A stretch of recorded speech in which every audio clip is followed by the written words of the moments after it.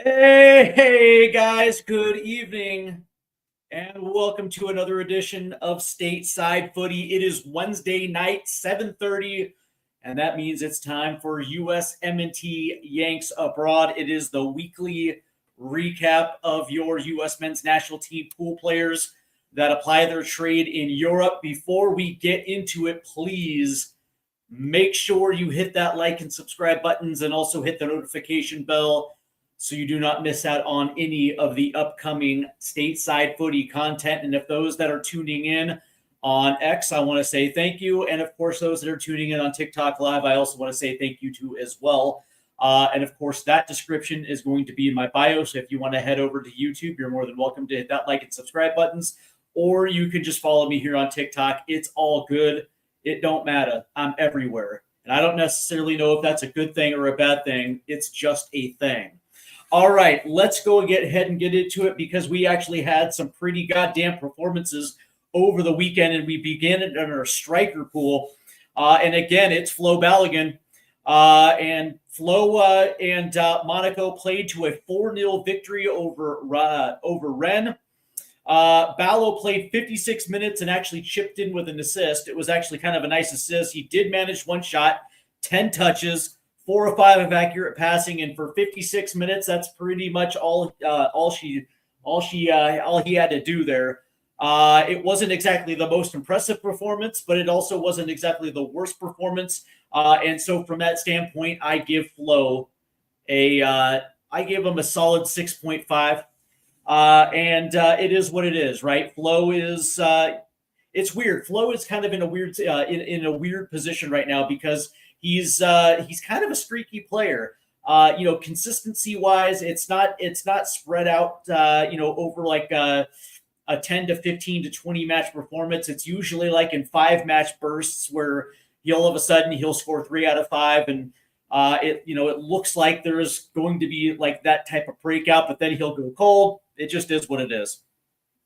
But that being said, when it comes to Flo Balogun, he is the U.S. number 1 when it comes to the strikers. And the interesting thing, though, is with Ricardo Pepi out, and of course, Ricardo Pepi nearly making the move to Fulham in the January window, he actually stays at PSV because apparently PSV could not find a suitable replacement. So that move is going to be put on hold until the summer. But that being said, when it comes to the March camp, Pepi will not be there. So obviously, who is going to be 2? Who is going to be 3 behind Flo Balogun? And I think we got the answer here because Patrick Agyemang, God damn it, right now he is absolutely on fire. 3 goals in his last 4 matches, including the 5-0 victory over Bristol City in the championship. Agyemang played 71 minutes in this one, did score a goal, had 4 shots on target, 38 touches, 7 in the opposition box, 15 of 19 of accurate passes, 3 into the final third. And it looks like he was 1 of 1 of accurate long balls. And from that standpoint, I give him a 7.5 rating. Patrick Agyemang, it's interesting because 9 goals total this season in the championship. And of course, when you think about this, he kind of got a little bit of a late start considering when he made the move, jumping for Major League Soccer. And at the time, it was the summer transfer window. And for those that aren't necessarily clued in, Major League Soccer, at least for the next couple more seasons, runs from essentially February 1st all the way to December. And so when he made the move, it was mid-season in the United States. And so obviously, and he was dealing with a little bit of an injury, a little bit of I guess you could say like a groin tweak. And so he actually missed the first couple months of the season, the championship season. But that being said, not for making that jump for Major League Soccer to the championship, having 9 goals total so far this season is actually not a bad haul. And I would probably assume by the time the season ends, he's probably going to be up around 15 heading into the World Cup. And I can promise you this is going to be the interesting thing. When the World Cup rolls around, Patrick Agyemang will be on the World Cup roster. I would probably assume that Ricardo Pepi is going to be healthy. I think Ricardo Pepi is going to be in form, and I believe he's probably going to be second behind Flo Balogun. The question is who's going to be the third? And I'm telling you, it's probably going to be Patrick Agyemang. As of right now, Mauricio Pochettino loves Agyemang. And from that standpoint, I don't think you can really discredit the form that he's brought from Major League Soccer to the championship. And so from that standpoint, I would assume by that time, not only is he going to be dog tired because he essentially, Agyemang essentially is going to be playing essentially a year and a half of soccer without a break. That being said, he's probably going to be ready for the World Cup. And it is what it is. All right, let's go ahead and turn our attention to the forwards. Christian Pulisic didn't play. And I know that there is going to be some people that are a little worried about Pulisic. I'm not worried about Christian Pulisic at all. As a matter of fact, I would probably assume this is the point of the year where he's carrying a knock, potentially carrying a niggle. And so from that standpoint, AC Milan is being cautious. But that being said, come World Cup time, I would probably assume that Christian Pulisic is going to be there. Without a doubt, he's our most important player, and it doesn't necessarily matter. As far as I'm concerned, I don't give a shit, if he's scoring, not scoring on February the 4th. As long as he's there come June the 12th, I think everybody's going to be okay.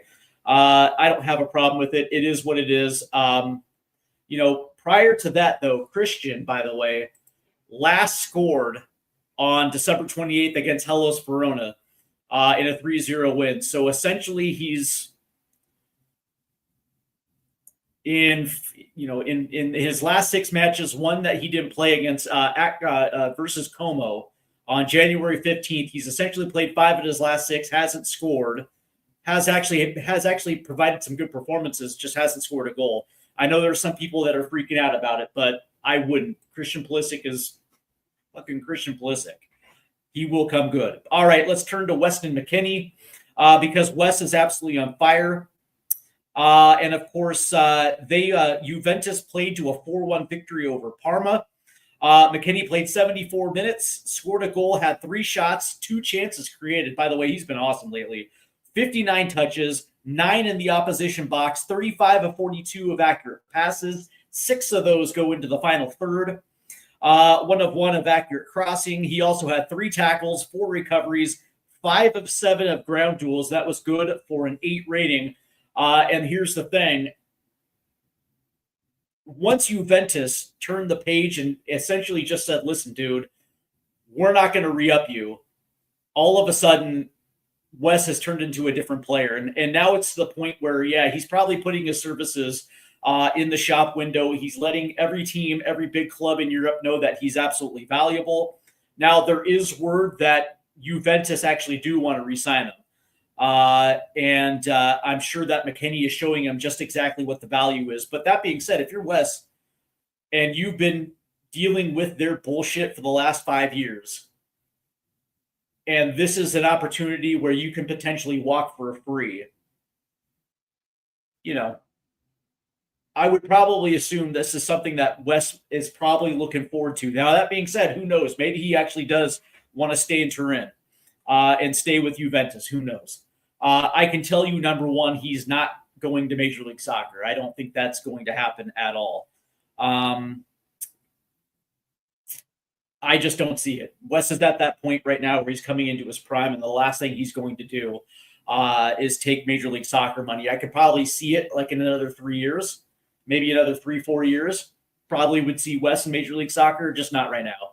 As a matter of fact, I would probably assume you're going to have 4 or 5 big clubs around Europe inquire for his services, and it wouldn't surprise me if he ended up in the Premier League.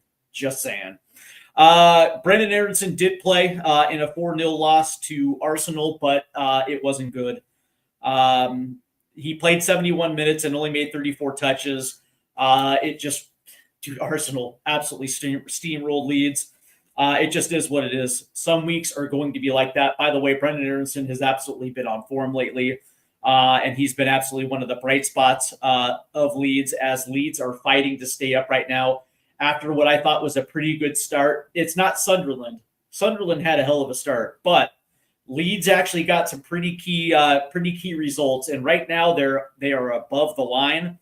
But that being said, it's going to be interesting to see whether Leeds can hang on.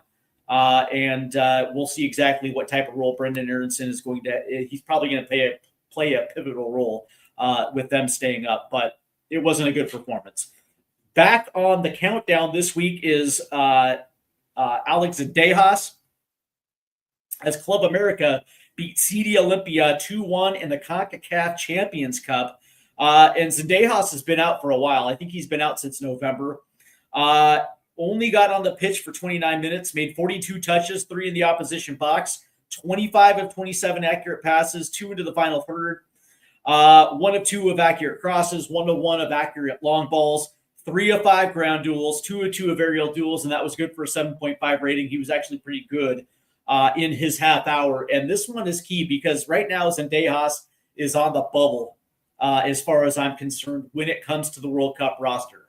That does not necessarily mean that he's not going to be a part of the March camp, because I would probably assume that if he's back up to a full 90, and when you consider that forward position, and when you consider the fact that Gio Reyna, again, I think he only had 20 minutes this week, and Yunus Musa has been in and out of the Atalanta first team, it might be something where Pochettino brings him in.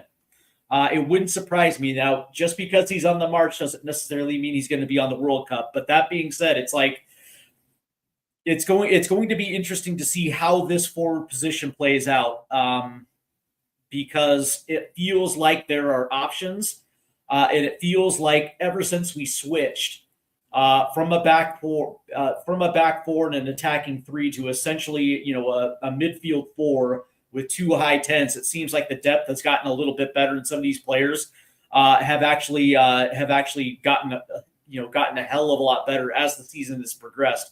And now it's kind of you're kind of wondering whether or not guys like Gio or Yunus are probably may or may not be on the World Cup roster. I still think Gio is one of our 26 best players, but that being said, I'm not the coach, right? And so we have no idea how this forward line is going to shake out. But that being said, it's like when Zendejas is in form, that dude is an automatic goal-scoring machine. And you could say, well, it's Liga MX. True, it is. But still, he's delivering the goods. And I think that's important. The other name that comes back on this list is Gianluca Busio, as his side beat Carrarese 2-1 in Serie B Venezia. Busio played a full 90, scored a goal, had 2 shots, 3 chances created, 103 touches, 79 of 88 of accurate passing, and he was the most accurate passer for Venezia. 10 of those went into the final third, 2 of 5 of accurate long balls, 3 of 3 of successful dribbles, 7 of 11 in ground duels, and that was good for an 8.5 rating. And usually Gianluca doesn't necessarily show up on the rundown a lot. He does from time to time. He had such a good performance this week that I couldn't not talk about him. And one of the interesting things was I heard rumors beginning in November that there was teams across Europe that were looking at Gianluca Busio. There was a couple from the championship that were looking at him to bring him in, especially promotion contenders that were looking to bring him in. And a couple teams in France as well too, except that move just didn't get done. And it was kind of surprising because I would think that Busio has kind of played his way out of Venezia to the point where he's maybe too good for Serie B. But it just didn't happen, which was kind of a head scratcher because I thought Busio would probably move. Lastly, here with the forwards, we do got to talk about Malik Tillman because Malik was probably my player of the weekend. And it began in the Champions League with a 3-0 victory over Villarreal, where Tillman played a full 90, scored 2 goals on 3 shots, had 60 touches, 3 in the opposition box, 34 of 39 of accurate passes, 5 of those go into the final third, 1 of 2 of accurate long balls, 6 of 9 when it comes to ground duels, and that was good for a 9 rating.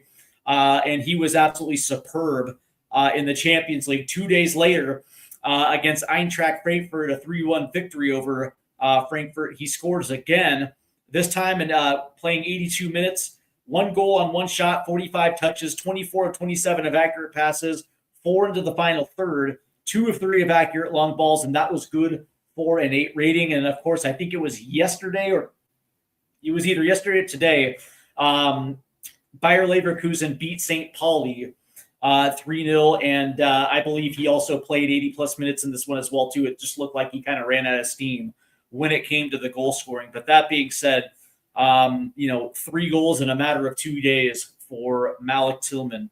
And that's the interesting thing, is Malik, his talent is undeniable.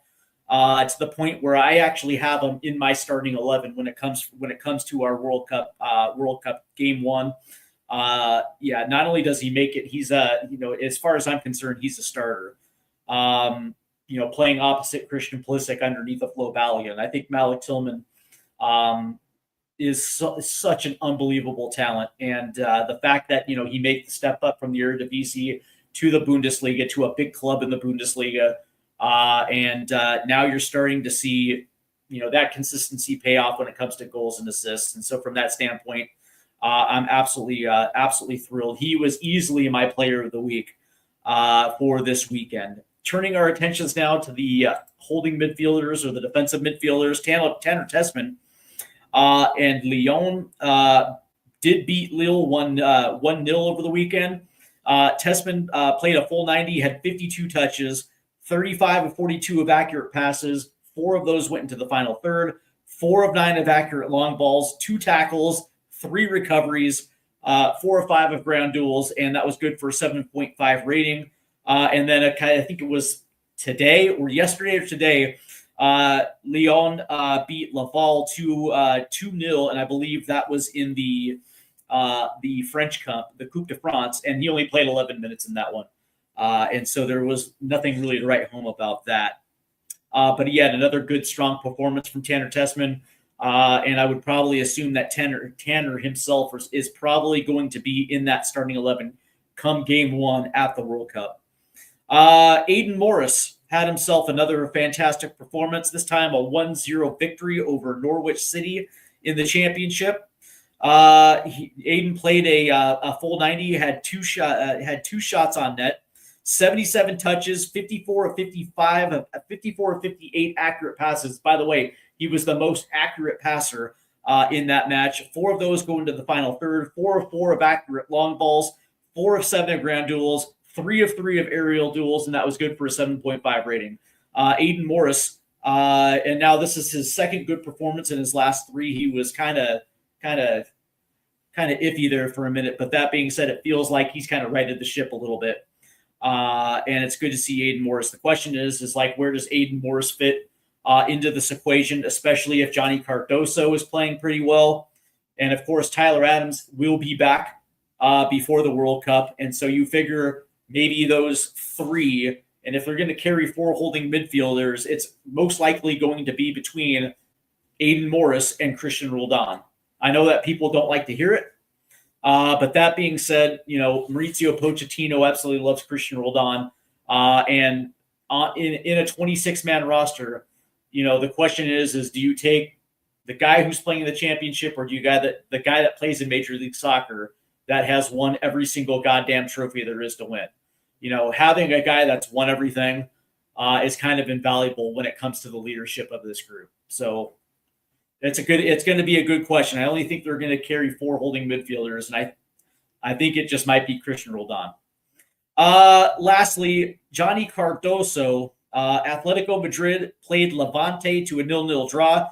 Cardoso played a full 90, had 81 touches, 54 of 59 of accurate passes, 10 of those into the final third, 4 of 5 of accurate long balls, 6 tackles, 5 recoveries, 9 of 14 ground duels, 1 of 2 of aerial duels, and I gave him a 7.5 rating as well too. And Johnny Cardoso is absolutely back with a vengeance and playing extremely well. Playing next to Jose Barrios in that midfield, that Atletico midfield, and man, that's a pretty solid partnership if I've ever seen one. But I'll say this.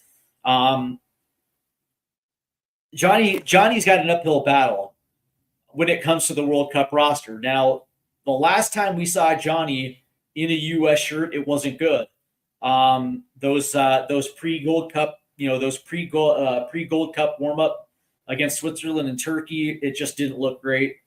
That's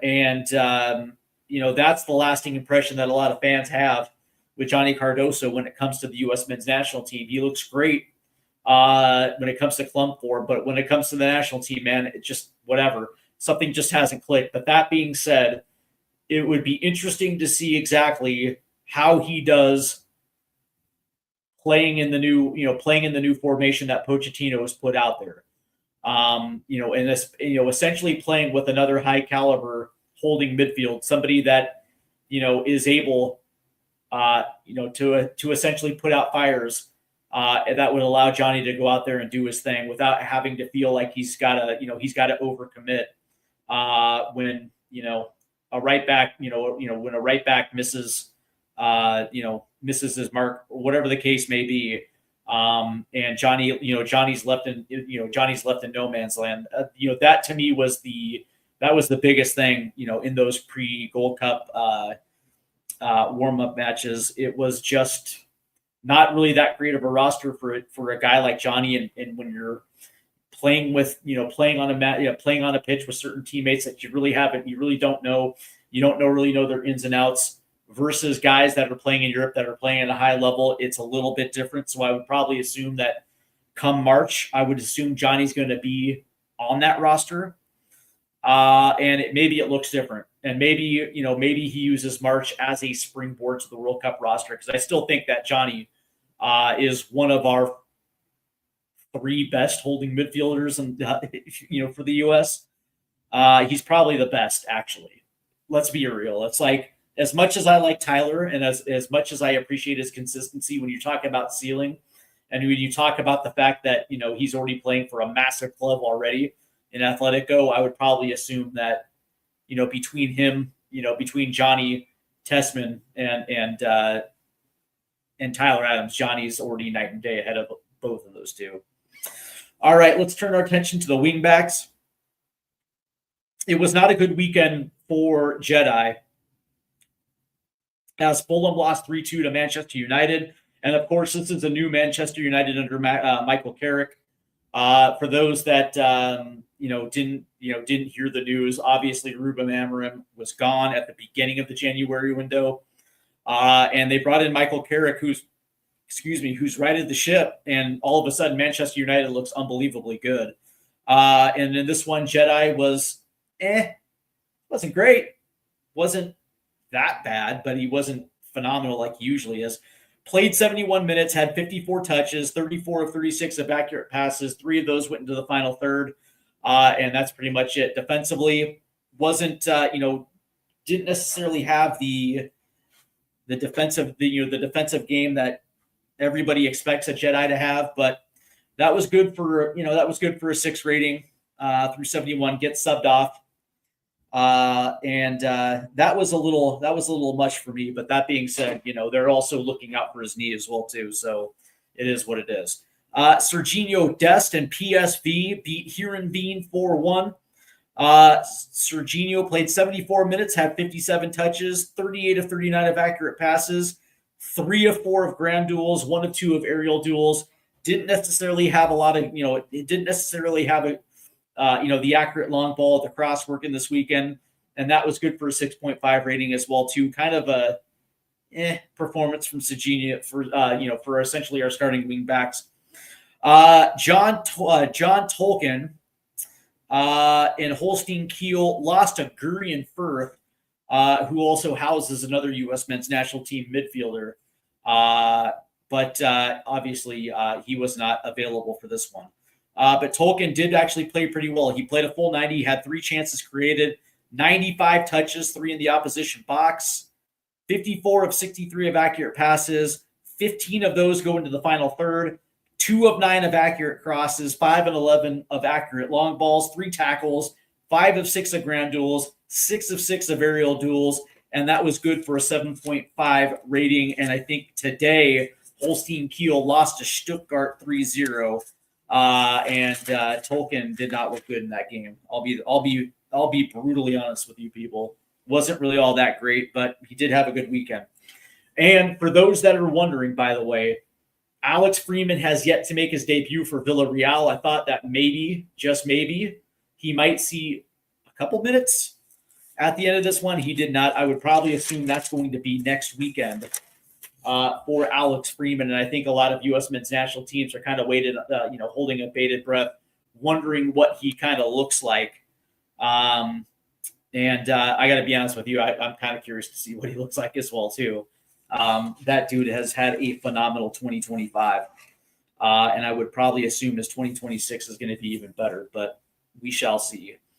Lastly, we turn to the center backs, and this is probably like the best collection of the weekend. Yes, there were some pretty good goals from some of our forward players, but when you're talking about consistency, this was pretty much it. We began with Chris Richards, and Crystal Palace drew 1-1 with Nottingham.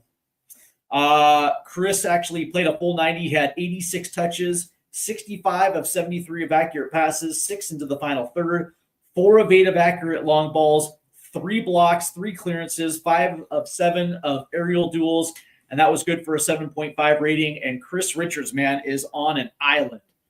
And it sucks, too, because, they get rid of Mark Gahey, who was essentially the anchor of that back three and their captain. In comes Maxime Lacroix. They also got a new, I think, a left side of that back three. It's not the same. And of course, Mateta is out. They got rid of Eze at the beginning of this season. And so, quite frankly, man, Crystal Palace went from a team that was absolutely strong to a team that looks a little shaky. But Chris Richards is still Chris Richards, and he's absolutely strong. And he puts in another strong performance. And now all of a sudden, it's going to have to be Chris Richards that has to step up and be essentially that captain, that defensive captain for Crystal Palace. If he can right the ship from the right side, maybe Crystal Palace, can hang where they're hanging right now on the table and not lose ground. But that being said, man, it's tough. But even so, man, Chris has actually been putting in some really good performances.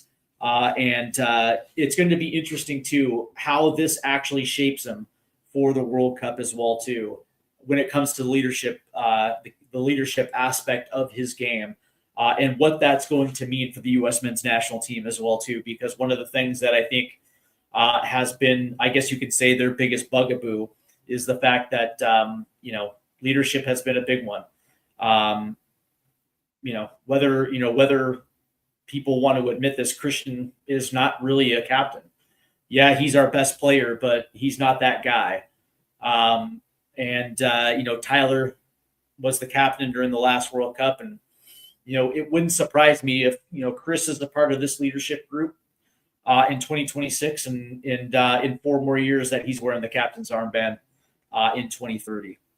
Mark McKenzie had a couple different performances, and they were absolutely fantastic performances. The first one was a 0-0 draw against Auxerre in Ligue 1. He played a full 90, had 80 touches, 48 of 56 of accurate passes, 3 goes into the final third, 1 of 2 of accurate long balls, 10 defensive contributions, 4 tackles, 5 recoveries, 4 of 6 of ground duels, 4 of 4 of aerial duels, and that was good for a 7.5 rating. Then yesterday in the Coupe de France, they played Amiens, and McKenzie again played the full 90. He actually had a shot in this one, a really nice shot that damn near went in. He had 108 touches in this match, 108. 89 of 93 of accurate passes, 7 into the final third, 7 defensive contributions. He also had 4 interceptions in this one, 4 recoveries, 2 of 3 of aerial duels, and that was also good for a 7.5 rating. So back-to-back, essentially excellent performances in a span of 3 days for Mark McKenzie, and he was doing this on the right side of the back three. And that also opens up the possibilities as well, too, and especially when you consider that Mauricio Pochettino most likely is going to be giving Tim Ream the left side of the back three. And Chris Richards is probably going to be playing in the middle. And now all of a sudden you have Mark McKenzie playing on the right side, and that also very well could be our strongest three. Very well could be. It's going to be interesting to see how that back three shakes out. Mark McKenzie hasn't really been given, a tremendous amount of minutes from Mauricio Pochettino. But that being said, it's like you're looking for the combination that is going to, give the U.S. the best opportunity to win, not just the group stage, but go deep into competitions, deep into this upcoming competition. So, Mark McKenzie being consistent, but also being absolutely dominant is going to go a long way. I also want to talk a little bit about Austin Trusty because Celtic beat FC Utrecht in the, I think it might be the Europa League. Anyways, Trusty played a full 90 and he scored a goal in this one. Had a goal on 2 shots, 78 touches, 2 in the opposition box, 58 of 64 of accurate passes, 7 into the final third, 1 of 1 of accurate long balls, 8 defensive contributions, 2 tackles, 6 clearances, 2 of 5 of ground duels, 2 of 4 of aerial duels, and that was good for an 8 rating. And it's nice when Austin Trusty is scoring goals. Now here's my issue with a guy like Tim Ream is because you got Austin Trusty, and I hear it all the time. Yeah, but he plays for Celtic. Fair. Celtic currently right now are in a dogfight with Hearts for the Scottish Premier League. They got off to a terrible start. They've been through 2 coaches this year. And so from that standpoint, you would probably assume that Celtic should be, kind of floundering down there in the Scottish Premier League. But Martin O'Neill stepped in, and all of a sudden this team is actually starting to play incredibly well. And Austin Trusty has been playing incredibly goddamn well. And when you look at his profile, very good on the ball. He's got pace. He's got a little physicality. And when you consider that left side of the back three, me personally, I would rather give it to Austin Trusty. I would rather take my chances with Austin Trusty and his ability to get forward, but also to track back and keep that defensive shape than a guy like Tim Ream, who is literally running around with cinder blocks on his feet. If you told me a back three of Trusty, Richards, and McKenzie, not bad. Not bad. It's not great. It would be great if we actually had a left-sided, an ultra elite left-footed center back. We don't, but it would be great. But Trusty's not a bad option. I think Trusty will actually make the World Cup roster as well too. I really do. Lastly, is Noah Kai Banks as Augsburg beat St. Pauli 2-1. He played a full 90. Had 66 touches, 45 of 52 of accurate passes, 5 into the final third, 5 of 6 of accurate long balls, 10 defensive contributions, 2 tackles, 6 clearances, 4 recoveries, 5 of 6 of ground duels, 3 of 3 of aerial duels, and that was good for an 8 rating as well too. And this is the problem, because now you have Noah Kai Banks, who has been unbelievable the last couple months. And he's peaking at the right time. And he is somebody that cannot be taken out of the starting 11 if you're Augsburg. Even in losses, he's playing pretty well. And he's not getting beat. And he's 19 years old. And that's the dilemma. Because Noah Kai Banks needs to be in camp in March.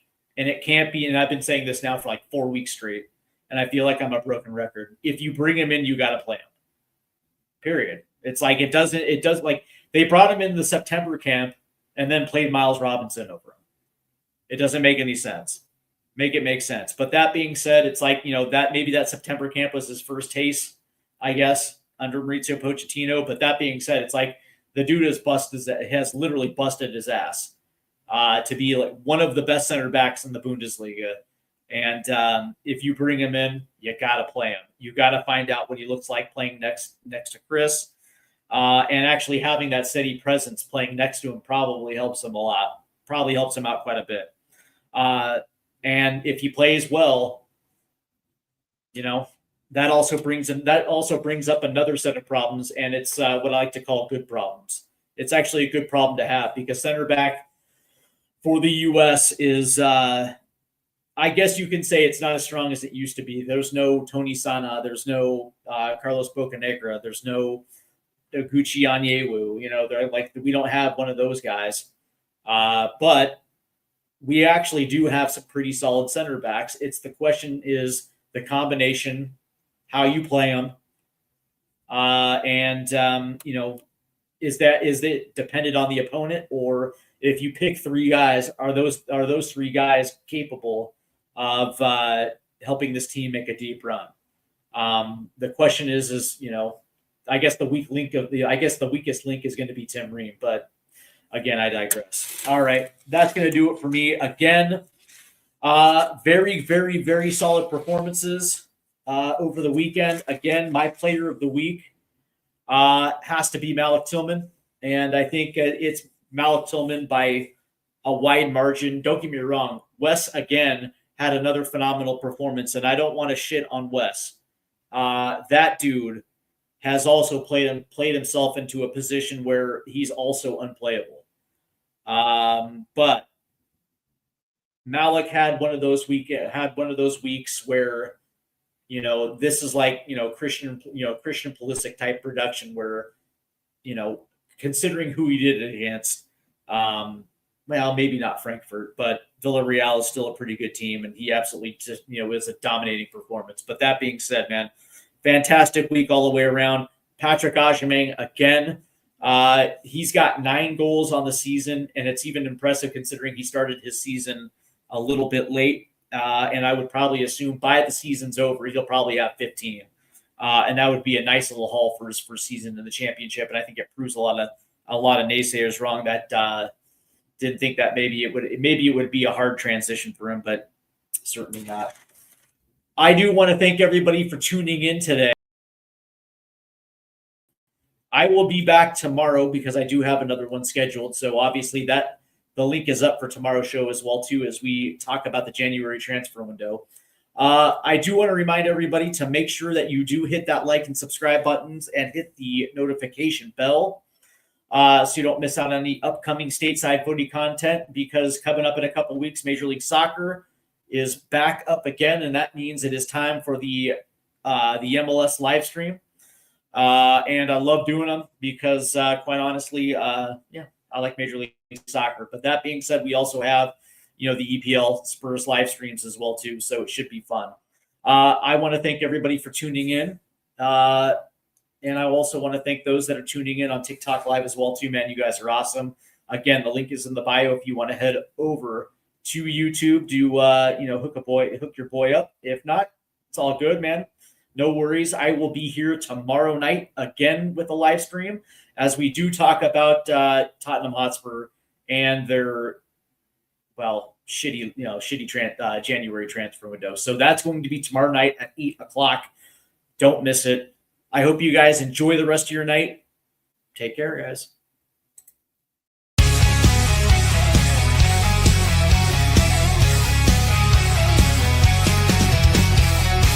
Rusted goalposts under fading skies, tattered flags waving dreams.